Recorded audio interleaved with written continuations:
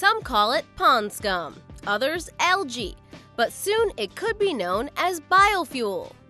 Over half of the Earth's biomass is algae. That means there's plenty, and the co-founders of the biotech company Solazyme plan to make good use of it. We can grow the materials here, we can make the fuels here, and we can use the fuels here. When you fill your car up with gas, you're buying what was fossilized algae. So these guys are speeding up the process to create mass volumes for our vehicles. So when you told people you were first going to start using algae as a biofuel, did they think you were wacky?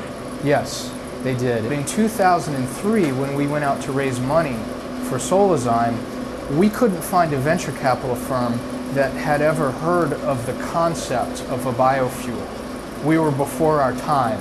But oh, how times have changed. Biofuels aren't just the stuff of the future anymore. Time to fill her up. The fuels that we make, when they're burned, they produce far less carbon dioxide than if you burned a fossil fuel. The United States military has tested and approved our fuel. The fuels that we make already meet pre-existing American and European fuel specifications. We can burn them in pre-existing unmodified engines. This fuel works in diesel cars, diesel trucks, diesel ships. But just how does it get from the green mushy stuff to this?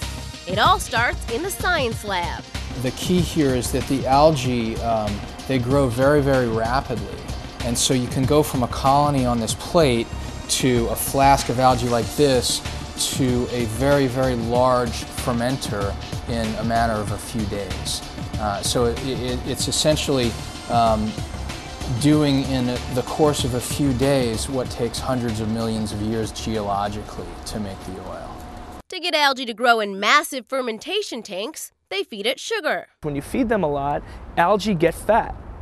They store oil. The sugars that we use to feed to the algae are things like industrial waste products, the stalks from corn plants or the stalks from sugarcane plants, wood chips, things that people aren't eating.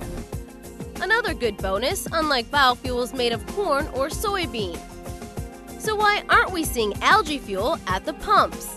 So the last piece of the puzzle is bringing the cost down. We have a high degree of confidence that you can be buying this for less than the current costs of petroleum fuel in a few years. Good news for motorists everywhere.